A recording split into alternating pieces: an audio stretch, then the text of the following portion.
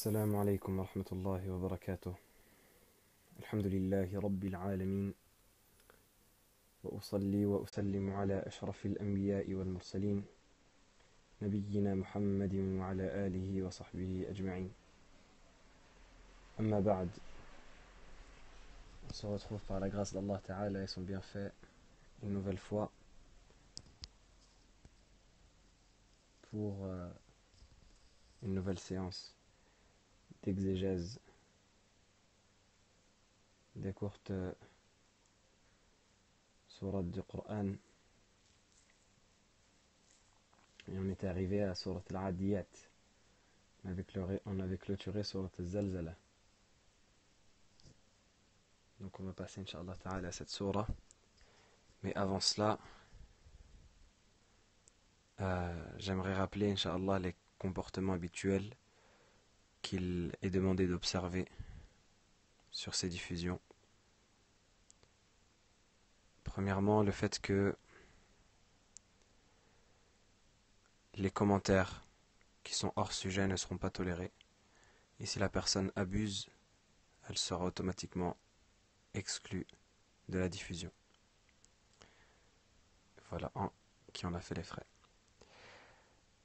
Également les personnes qui viennent ici pour autre chose que le rappel d'Allah subhanahu wa ta'ala,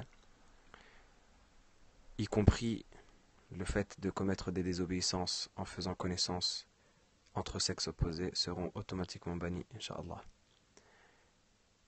S'il y a des questions qui sont en rapport avec ce qu'on est en train d'évoquer, elles devront être laissées à la fin. Et Inch'Allah Ta'ala, on essaiera de les traiter. Ceci dit, on passe Inch'Allah Ta'ala à l'exégèse de la sourate. Et le cheikh, c'est le tafsir de Cheikh Saleh ibn Abdullah ibn Hamad al-Usaymi, hafidhahullah Ta'ala, l'enseignant dans les deux mosquées sacrées, qu'il a nommé Tafsir al-Fatiha wa Qisar al-Mufassal.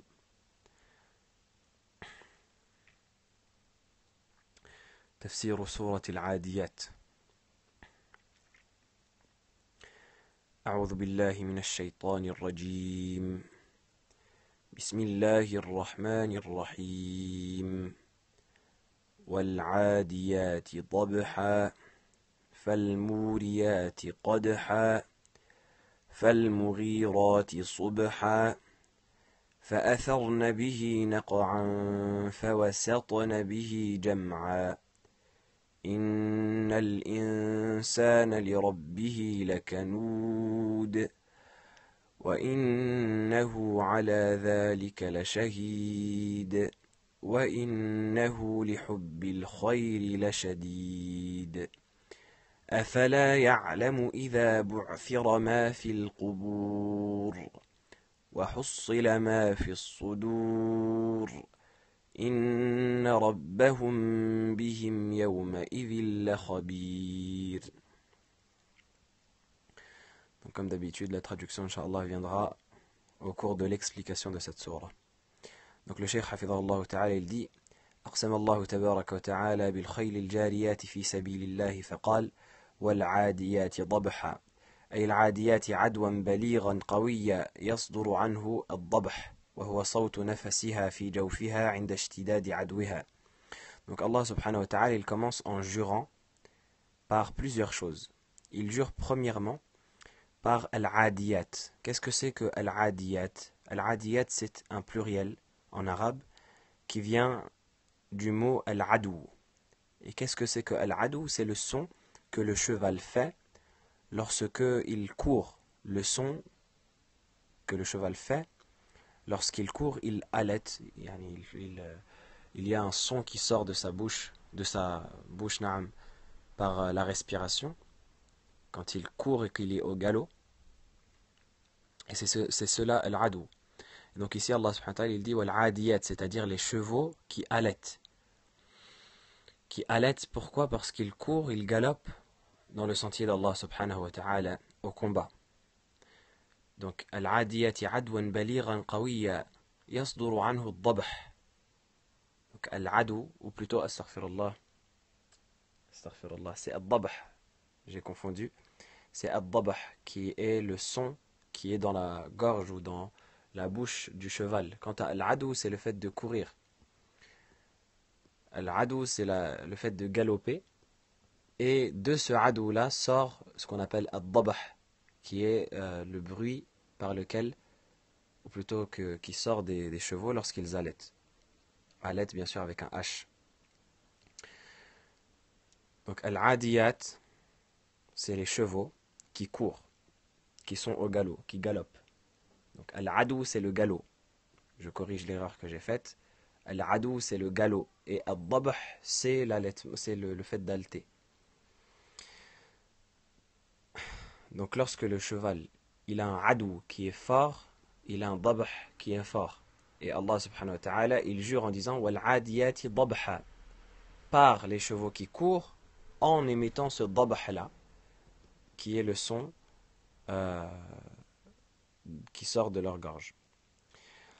فالموريات الموقدات بحوافرهن ما يطأن عليه من الأحجار. Donc al-muriyat,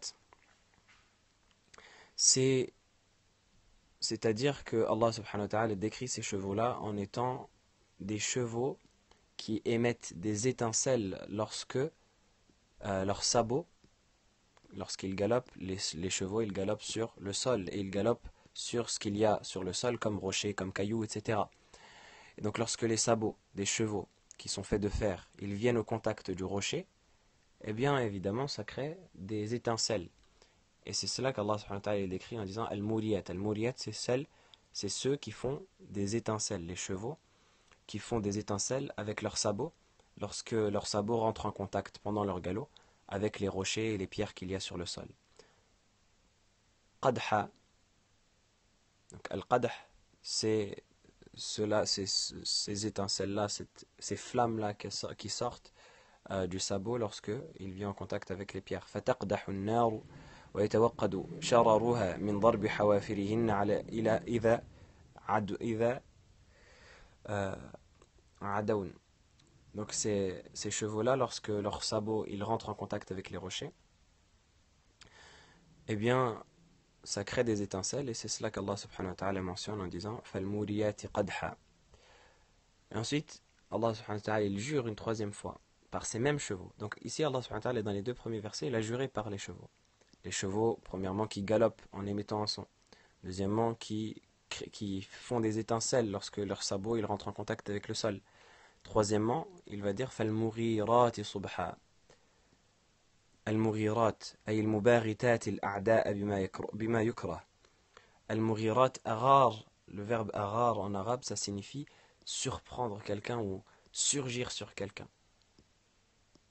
Sauter subitement sur quelqu'un, soudainement. Donc ici Allah subhanahu wa ta'ala il décrit les chevaux comme étant al-mughirat, ceux qui surgissent sur leurs ennemis au combat fi sabilillah. Subha, comme le cheikh il va évoquer, donc al-mubaritat al-a'da' bima yukrah, celles qui surprennent les ennemis, ça c'est dans le mughirat, ils surprennent les ennemis, ces chevaux-là ils surprennent leurs ennemis par ce qu'ils n'aiment pas, c'est-à-dire le combat. Subha. Subha, ça vient du mot as-subh que vous connaissez pour la salat, qui signifie en vérité l'aube. فإنهم كانوا لا يغيرون على القوم إذا غزوا إلا بعد الفجر فتكون الغارة صباحا. Parce que les Arabes, ils avaient une habitude au combat, c'était de ne sortir pour combattre l'ennemi que lorsque venait l'aube. C'est-à-dire ils avaient l'habitude de commencer les combats au moment de l'aube, un peu avant ou un peu après. Donc ici Allah subhanahu wa ta'ala il décrit ces chevaux-là comme étant des chevaux qui vont combattre au matin. فَالْمُغِيرَاتِ صُبْحًا. Donc subha que vous reconnaissez dans le mot subh. فَتَكُونُ الْغَارَةُ صَبَاحًا. Donc le combat et ce fait de surgir sur l'ennemi brusquement et soudainement, ça se faisait le matin. فَأَثَرْنَ بِهِ أَيْ هَيَّجْنَا وَأَصْعَدْنَا بِعَدْوِهِنَّ وَغَارَتِهِنَّ نَقْعًا وَهُوَ الْغُبَارِ. فَأَثَرْنَا. Ici Allah subhanahu wa ta'ala il décrit les chevaux, il dit ces chevaux-là, ils provoquent, ils font surgir par leur galop et par les coups de leurs sabots sur le sol, naq'a, qui est énormément de poussière. Donc imaginez-vous la scène. Ce que je disais précédemment pour Surat Al-Zalzalah, pour ceux qui ont suivi le cours, je disais que l'imagination dans l'explication du Coran, et l'imagination surtout dans la méditation du Coran, même de tout un chacun, de monsieur tout le monde, sa méditation sur le Coran, elle est basée essentiellement sur l'imagination. L'imagination, c'est quelque chose qui est extrêmement important. Il faut que tu donnes ton esprit au Coran et que tu donnes ton cœur au Coran. Lorsque tu lis le Coran, ça c'est des conseils bi'idhnillahi ta'ala, dont on va essayer de profiter pendant le mois de Ramadan, ou qu'on va essayer, Inch'Allah ta'ala, d'appliquer pendant le mois de Ramadan, et qui vont nous être bénéfiques, Inch'Allah, lors de la lecture du Coran.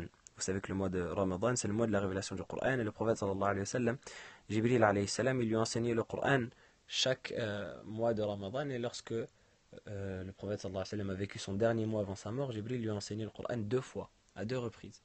Parce que le Coran, Ramadan, c'est le mois du Coran. Et donc on se doit de prendre ces recommandations-là. Et parmi les plus importantes recommandations, comme je citais, c'est de baser la méditation sur le Coran sur l'imagination. Il faut absolument que tu assimiles le message qu'Allah subhanahu wa ta'ala essaie, ou qu'Allah subhanahu wa ta'ala te fait passer plutôt, à travers les versets. Il faut absolument que tu l'assimiles. Malheureusement, on est dans une communauté, on est dans une époque où, dans notre communauté, on s'attache à la lecture physique plus qu'à la lecture morale. Qu'est-ce que ça veut dire? C'est-à-dire que les gens aujourd'hui, ils disent aujourd'hui j'ai lu 10 pages. Et l'autre il va dire ah moi aujourd'hui je suis meilleur que toi, j'ai lu 20 pages. Aujourd'hui l'autre il va dire je suis meilleur que toi, j'ai lu la moitié du Coran, etc. etc., etc. Et ils essayent de faire comme les salafs, mais ils pensent que les salafs, leur lecture, c'était une lecture physique, juste la langue qui bouge. Et le son qui sort de sa bouche, et après il ferme le mushaf et il le remet dans son étagère. Non. Les salafs, même s'ils lisaient tout le Coran en une nuit, comme il est rapporté de certains salafs, c'était une lecture de méditation, de khushu', de tadabbur, une lecture de réflexion. Donc le premier socle de la réflexion, c'est de se placer dans le message d'Allah subhanahu wa ta'ala, à l'intérieur du message d'Allah. La lecture du Coran, comme il disait Ibn Mas'ud, il disait, il ne faut pas que la préoccupation du lecteur de Coran, ce soit quand est-ce qu'il va terminer la surah. Ibn Mas'ud, il disait, ne lisez pas le Coran comme vous lisez la poésie. Et il faut que ce soit quelque chose de différent. Et même la poésie, les Arabes à l'époque, ils la lisaient en ayant à l'esprit les sens, etc. etc. Et c'est pour cela que c'était percutant. Mais non, ça ne doit pas être une lecture qui est comme cela. Ça doit être une lecture où vraiment on vit le Coran. Donc ici, c'est pour ça qu'on essaye de faire des cours de tafsir. C'est pour que on essaye de visualiser un peu la surah. Ici, lorsqu'on commence au l'adiyati dabha, imaginez-vous des chevaux qui galopent avec tout le son qu'il y a autour, avec tout ce que vous pouvez imaginer comme paysage autour, avec les chevaliers dessus. Falmuriyati qadha, les sabots qui grattent sur le sol et qui émettent des étincelles, et le cheval qui galope dans quelle direction? Là, l'esprit il se pose la question. Le cheval il galope tellement rapidement que ses sabots ils font des étincelles. Mais il va où? Falmurirati subha, pardon. C'est à ce moment-là que la réponse vient. Il galope en direction de l'ennemi pour l'attaquer. Il l'attaque quand? Le matin. Donc il y a toute cette dimension-là qui se met dans la méditation du Coran. Les chevaux, lorsqu'ils se précipitent vers l'ennemi, ils lèvent des nuages de poussière et des nuages de fumée. C'est ça qui est important.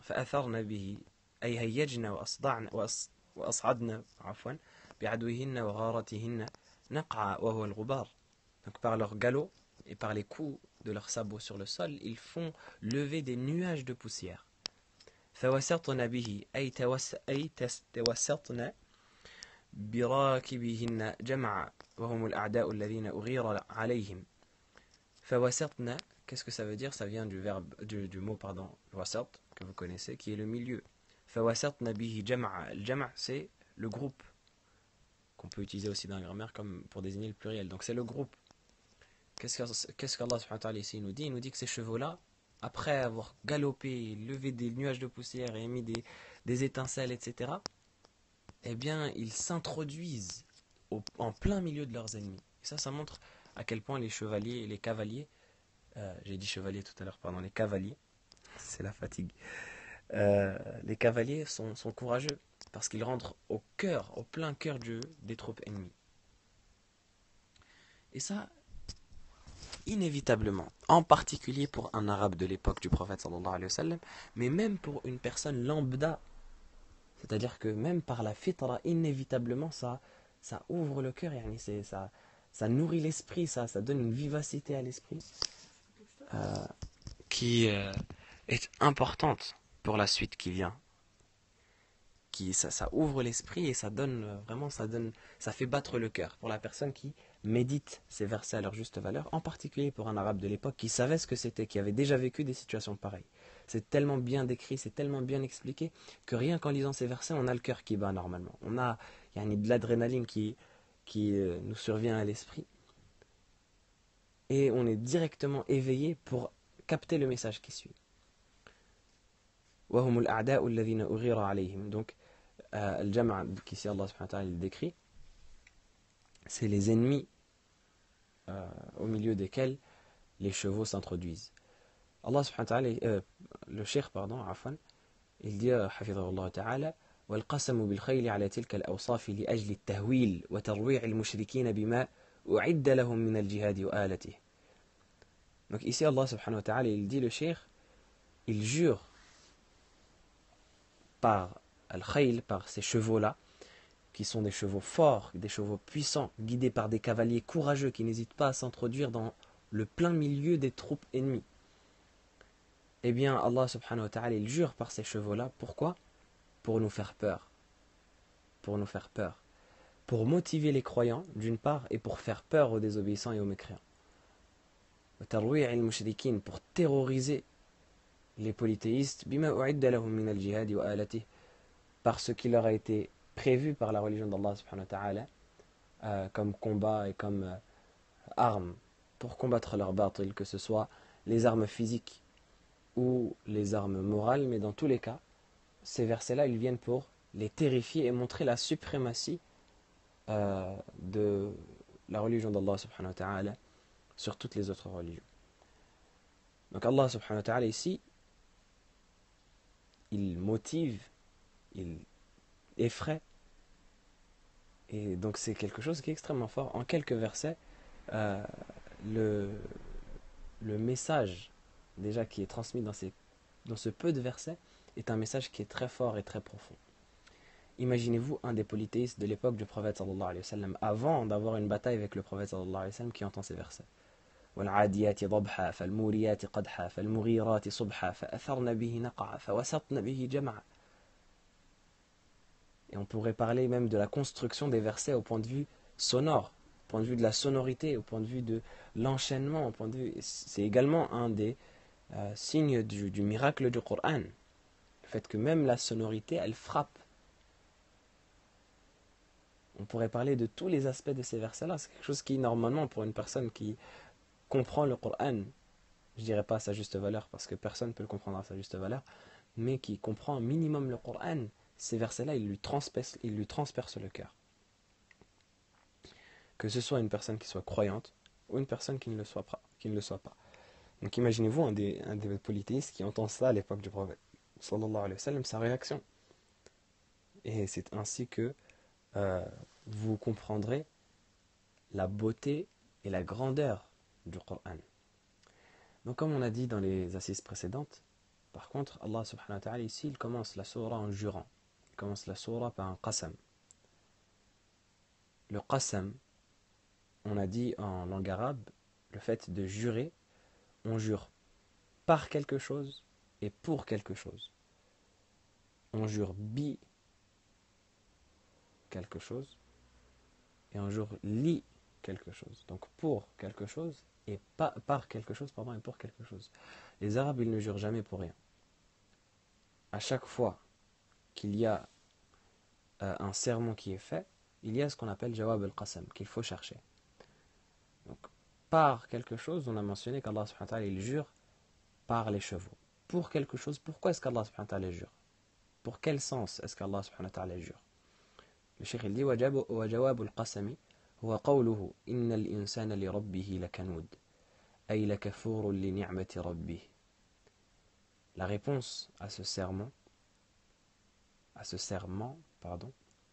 c'est dans la parole d'Allah subhanahu wa ta'ala إن الإنسان لربه لكنود. Certes, véritablement, l'être humain est ingrat envers son Seigneur.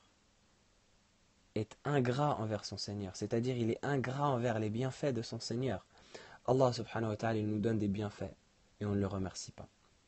On ne le remercie pas et encore pire, on désobéit à Allah subhanahu wa ta'ala avec ses propres bienfaits. Allah subhanahu wa ta'ala nous donne le bienfait des yeux, on ne le remercie pas pour ce bienfait-là, mais encore pire, on utilise ce bienfait-là pour lui désobéir. Allah subhanahu wa ta'ala nous donne le bienfait des mains, on utilise ce bienfait-là pour lui désobéir. Allah subhanahu wa ta'ala nous donne le bienfait des pieds, on utilise ce bienfait-là pour se diriger vers les endroits qu'Allah subhanahu wa ta'ala n'agrée pas. Donc non seulement on ne remercie pas convenablement, mais en plus, on utilise ces bienfaits-là eux-mêmes pour les tourner contre le but pour lequel ils ont été donnés, qui est d'adorer Allah subhanahu wa ta'ala. Donc à quel point l'être humain est ingrat. Et on a déjà cité cet exemple-là dans les cours précédents, et on va le reciter, Inch'Allah ta'ala, car c'est un exemple que certains ulama donnent, comme Ibn al-Qayyim rahimahullah de mémoire et d'autres, qui est un exemple qui est frappant. Les ulama disent, imaginez-vous une personne par exemple qui recueille un orphelin qu'elle trouve jeté dans la rue, etc. Elle le recueille depuis qu'il est bébé. Elle l'élève, elle le nettoie comme son propre fils, elle le nourrit, elle l'habille, elle subvient à tous ses besoins. Et ensuite, lorsque cette personne-là ou cet enfant-là, il arrive à l'âge adulte, eh bien, il commence à crier sur son bienfaiteur, à crier sur la personne qui l'a pris en charge alors qu'il était à la rue, à lever la main sur lui, à sortir de sa maison, à lui ramener des problèmes, etc. etc. Quel bienfait, ou quelle ingratitude, pardon, envers le bienfait de la personne qu'elle lui a donné. Quelle ingratitude. Est-ce que c'est une ingratitude qui est qualifiable? C'est en dehors de l'entendement. Alors que c'est le bienfait d'un être humain pour un être humain, d'un être humain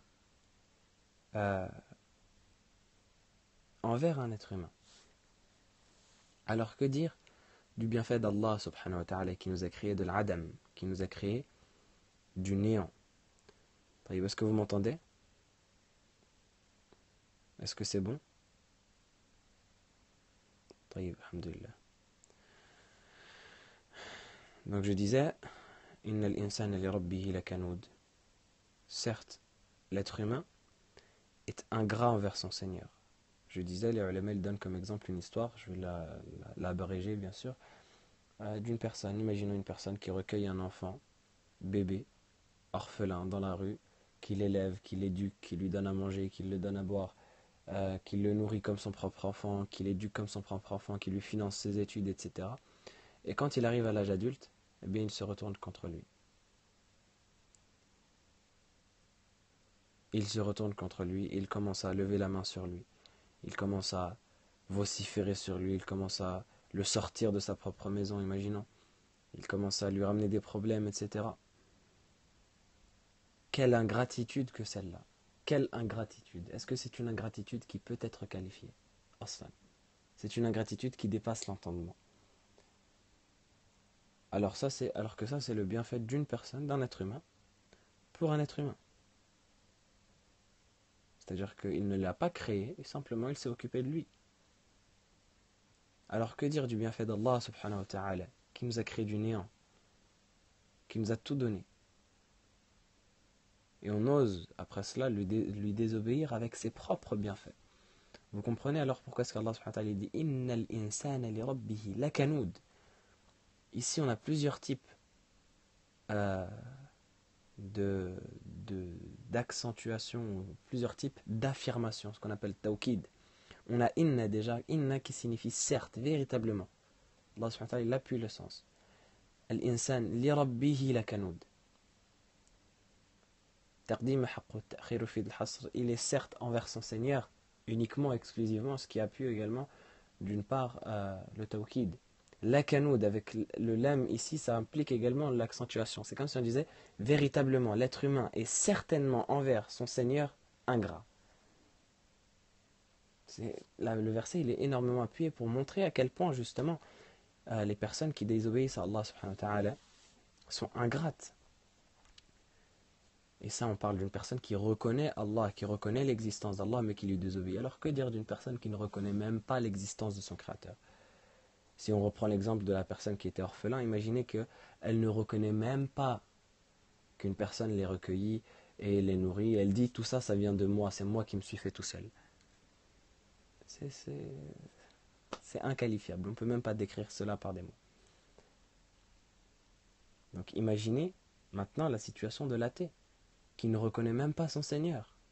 Il te dit Dieu n'existe pas, mais qui t'a ramené? Qui t'a fait venir? Qui t'a permis d'exister si Dieu n'existe pas?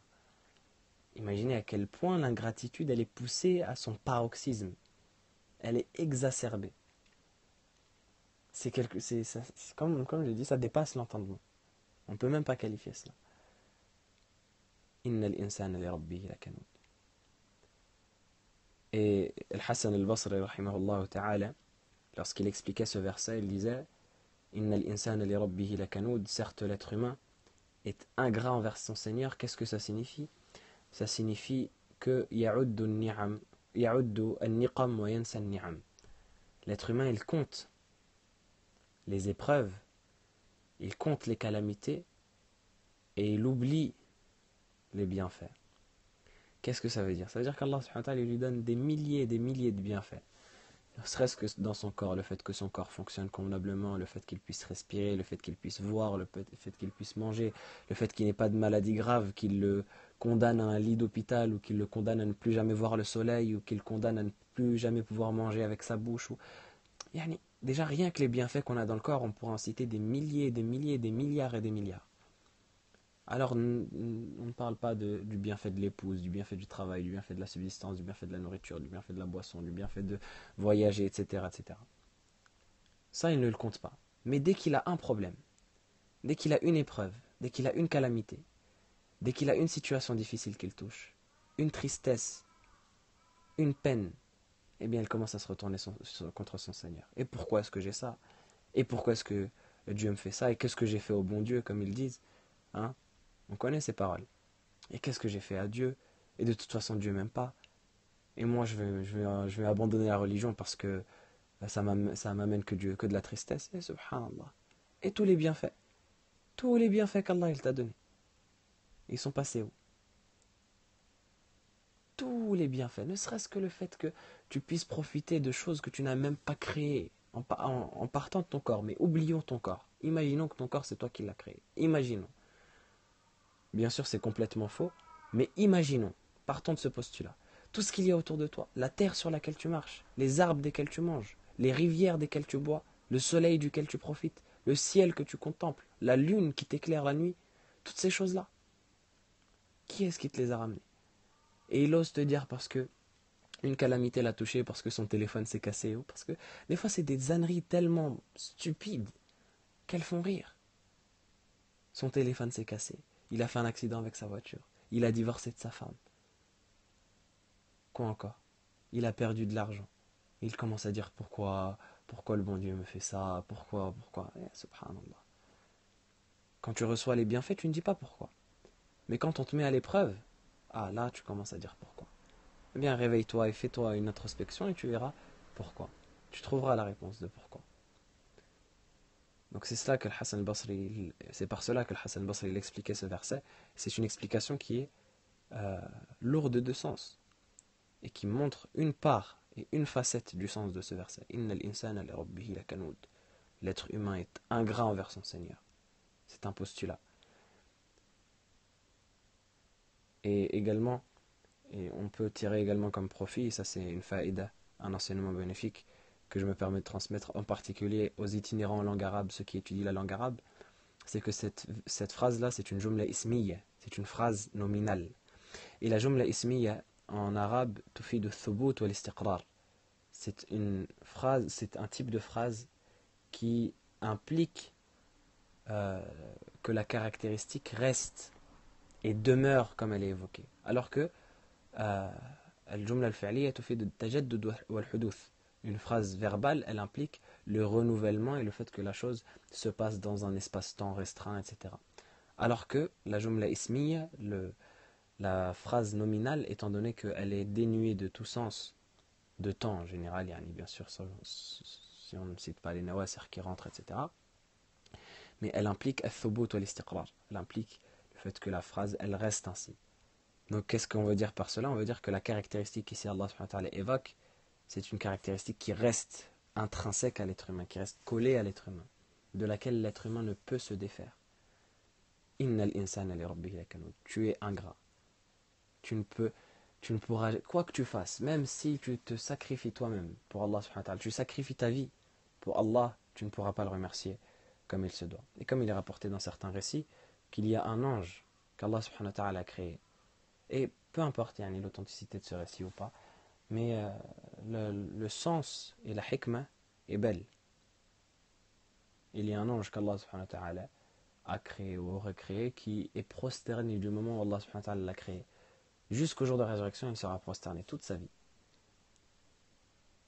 Et le jour de la résurrection, il dira à Allah subhanahu wa ta'ala, subhanak, gloire à toi, je ne t'ai pas adoré comme il se doit.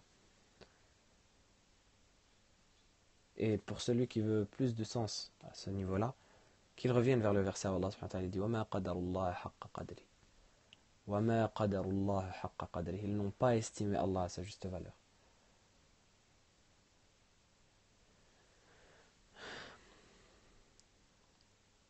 Donc Allah subhanahu wa ta'ala ici nous évoque que l'être humain est ingrat. Et il nous dit ensuite وَإِنَّهُ أي الإنسان على ذلك الكفر لشهيد عفوا. Et il dit Allah subhanahu wa ta'ala, l'être humain est certes lui-même témoin de cette ingratitude. في فلتات أقواله وأفعاله فيبدو منها على لسانه وفي تصرفاته ما يتضمن الشهادة على نفسه بكفر نعمة ربه. Donc l'être humain est témoin de lui-même dans ses actes et dans ses paroles qui dévoilent une ingratitude qui est propre à lui et qui est une caractéristique qui est indissociable de sa personne. Donc il est témoin lui-même dans sa parole et dans ses actes contre sa personne comme étant une créature ingrate qui ne remercie pas et qui au contraire désobéit. في فلتات أقواله وأفعاله فيبدو منها على لسانه وفي تصرفاته ما يتضمن الشهادة على نفسه بكفر نعمة ربه وإنه أي الإنسان لحب الخير وهو المال لشديد أي كثير الحب له وحبه إياه حمله على البخل به فصيره كفورا. Et l'être humain lui-même est témoin aussi du fait qu'il aime énormément le bien, il aime énormément la richesse. لحب الخير وهو المال لشديد, c'est-à-dire qu'il a un amour qui est inconditionnel pour ces choses-là. Il a un amour qui est inconditionnel pour les richesses, pour l'argent, pour également toutes les richesses qui sont dans ce sens-là. La domination, le fait d'avoir un rang, le fait d'avoir une responsabilité, etc. L'être humain, il aime ces choses-là. Et c'est cet amour-là que l'être humain a pour ses richesses, et pour son argent et pour son rang, qui l'amène à être ingrat envers les bienfaits de son Seigneur. Parce qu'Allah subhanahu wa ta'ala, il nous donne ses bienfaits, il nous donne ses richesses, et pour nous éprouver, il nous demande d'en donner une part. Il nous demande d'en donner une part, ou plutôt d'en redonner une part. Parce qu'à la base, c'est Allah subhanahu wa ta'ala qui nous a donné toutes ces choses-là. Donc, comme il est mentionné dans une parole, al-mal malullah, l'argent, c'est l'argent d'Allah subhanahu wa ta'ala. L'argent qu'on a entre nos mains, ce n'est pas un argent qui nous appartient. C'est un argent qui appartient à Allah subhanahu wa ta'ala. Et Allah subhanahu wa ta'ala, pour nous éprouver, il nous demande de rendre une partie de cet argent-là, mais même dans la formulation des versets, ce n'est même pas cette formulation qui est utilisée. Allah subhanahu wa ta'ala nous dit من ذا الذي يقرض الله قرضا حسنا فيضاعفه له أضعافا كثيرة. Qui est-ce qui pourra donner à Allah un bon prêt Donc un prêt, le terme qui est utilisé c'est un prêt et Allah lui multipliera par énormément de fois. Donc qui est-ce qui pourra prêter à Allah? Regardez cette formulation. Malgré le fait que toutes les richesses, elles viennent de lui à la base. Et malgré cela, l'être humain, il continue à être ingrat, à garder tout cela pour lui, à dire mali, mali, mon argent, mon argent.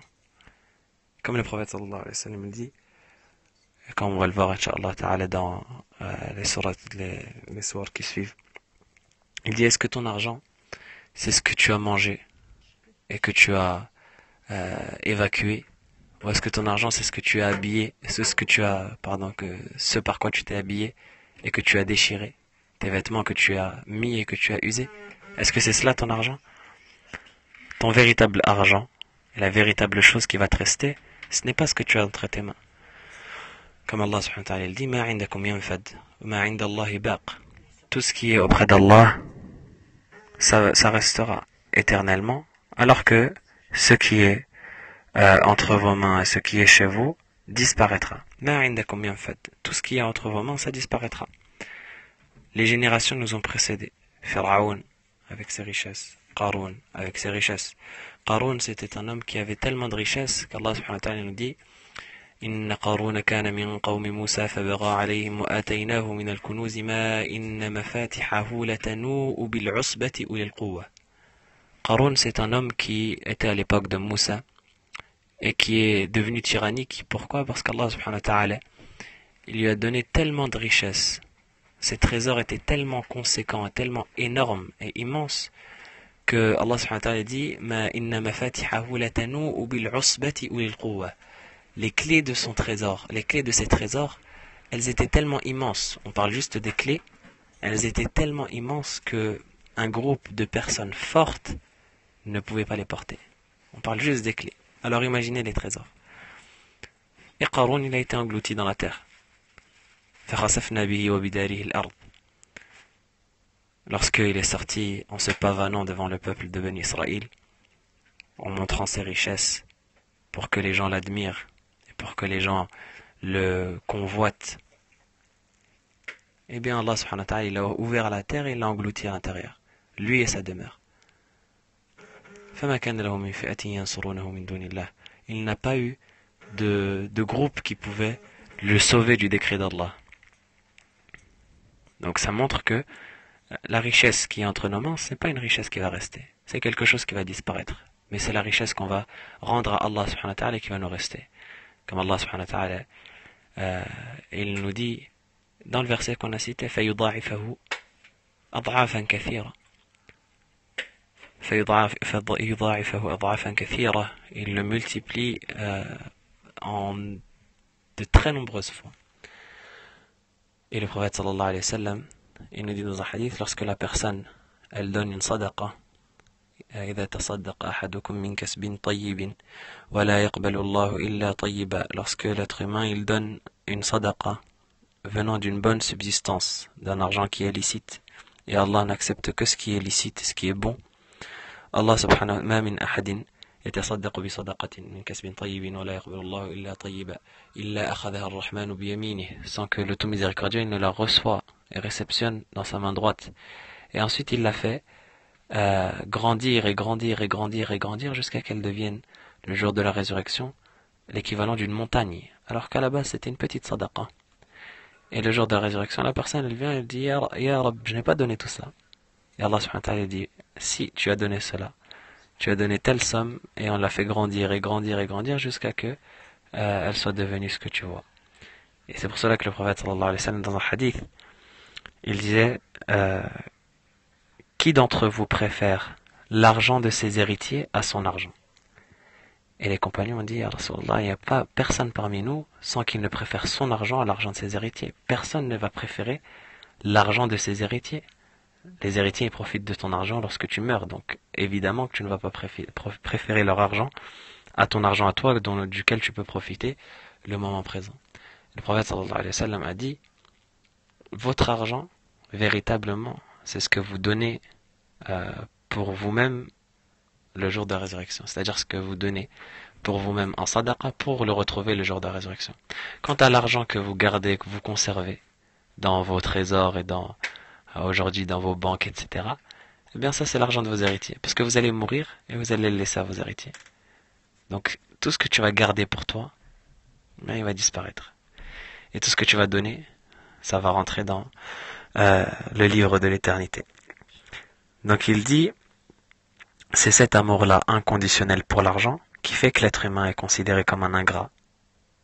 Et c'est pour ça qu'Allah subhanahu wa ta'ala il disait Innal insan li rabbihi lakanud. L'être humain est ingrat.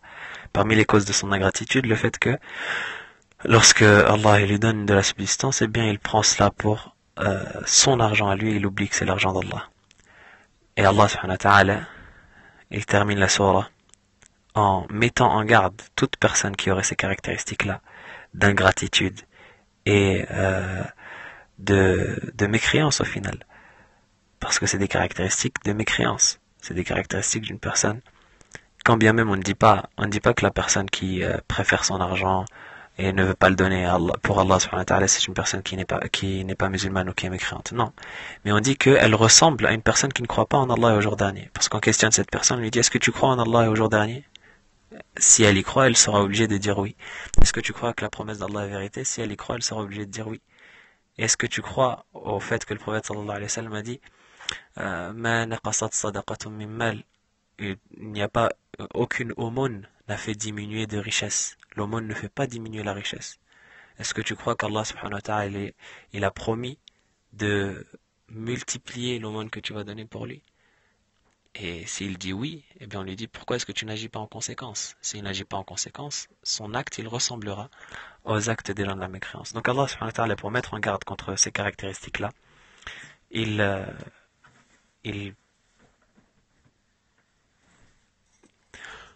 menace toute personne qui aurait ces caractéristiques en disant ولهذا قال الله تحذيرا له وتخويفا.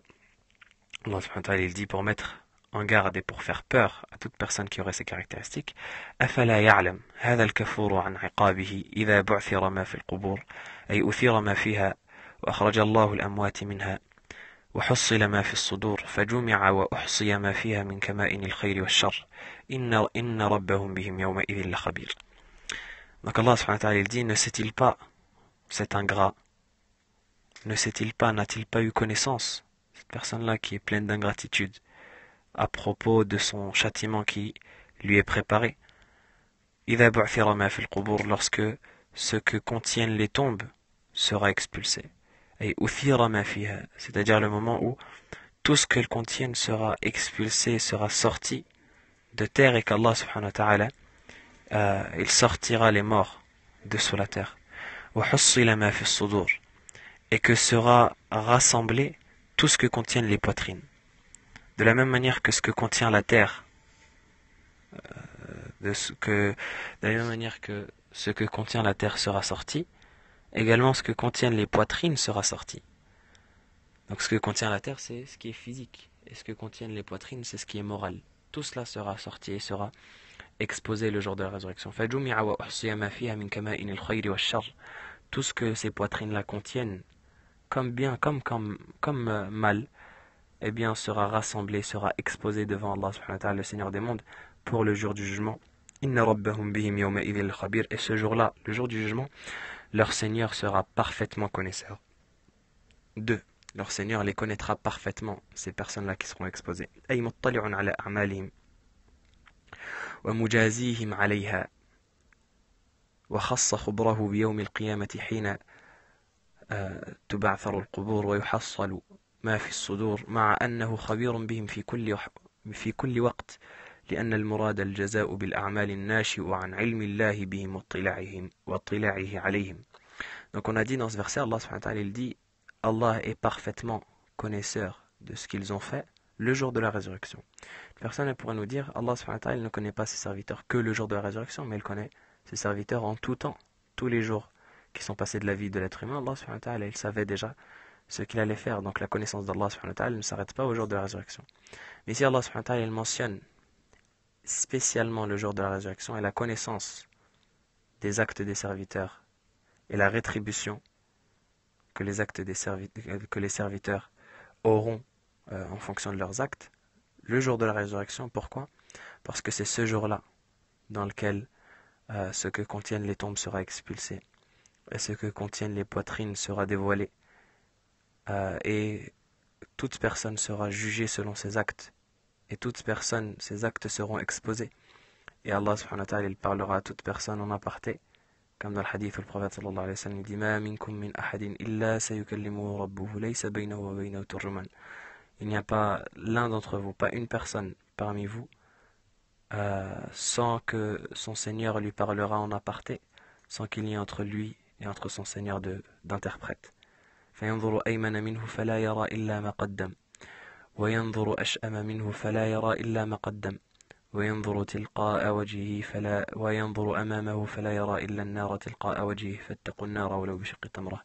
Il regardera à sa droite et il ne verra que les actes qu'il aura fait. Et il regardera à sa gauche et il ne verra que les actes qu'il aura fait. Et il regardera devant lui, il ne verra que le feu. Et alors le prophète sallallahu alayhi wa sallam de dire protégez-vous du feu ne serait-ce qu'en donnant en aumône la moitié d'une date. Donc c'est ce jour-là où les actes seront exposés et où l'être humain, ses actes lui seront lus. Plus encore, il les lira lui-même. Comme Allah subhanahu wa ta'ala nous dit dans le verset وَكُلَّ إِنسَانٍ أَلْزَمْنَاهُ طَائِرَهُ فِي عُنُقِهِ وَنُخْرِجُ لَهُ يَوْمَ الْقِيَامَةِ كِتَابًا يَلْقَاهُ مَنشُورًا اقرأ كتابك كفى بنفسك اليوم عليك حسيبا.